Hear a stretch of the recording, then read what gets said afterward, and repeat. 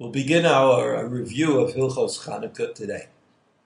The Rambam, in his presentation of Hilchos Chanukah, the first halacha discusses the historical background to the holiday that we call Chanukah.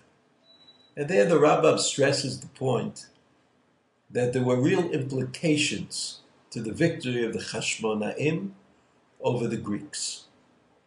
And he specifically states that Malchut, that kingship, returned to Yisrael for about 200 years, which was the time of the war until the destruction of the temple, about 200 years.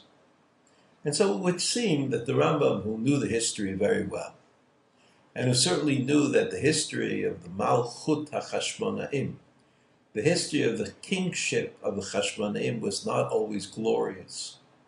Not always glorious politically, militarily, religiously, humanly.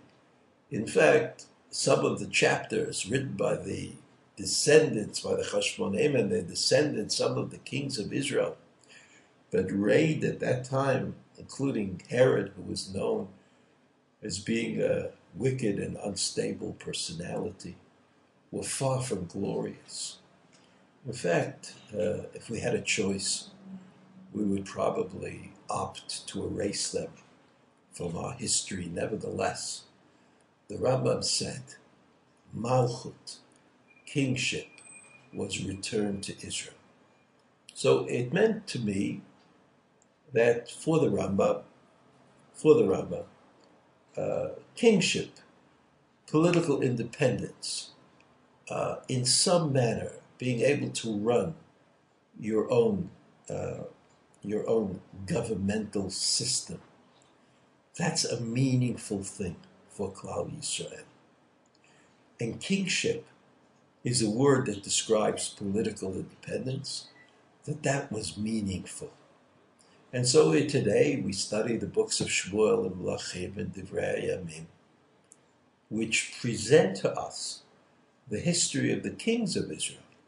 Now, the kings of Israel were often people who are unpleasant, undevoted, unaccepting of the Torah and God's dictates. Nevertheless, we study the history of kingship in Israel, because political independence is necessary for Am Yisrael to reach the potential, or to activate the potential that is within them.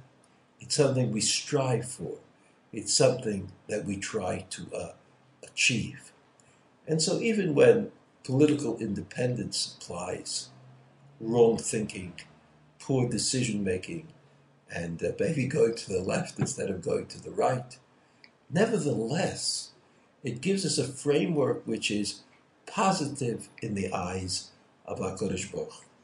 So when we say Hallel, we say the tefillot of Hallel on Chanukah. When we light the candles of Chanukah, of course we remind ourselves of the miracle of Chanukah, which was an extraordinary thing, but in itself may not deserve commemoration. For after all, the fact that God can make a little bit of oil last a long time doesn't seem to be revelatory about God. On the other hand, the fact that Malchut was reestablished in Yisrael, meaning from the time of the Churban Beit HaMikdash, at 586 BCE, until 135 approximately BC, hundreds of years passed, where Jews who lived in Eretz Yisrael did not have political independence. That reality, or that new situation, definitely deserves to be marked. So Chanukah is a commemoration of a victory.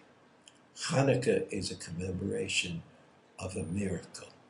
Chanukah is a commemoration of the light from the Beit HaMikdash that started to shine forth. Chanukah is also a commemoration of about 200 years of kingship and political independence.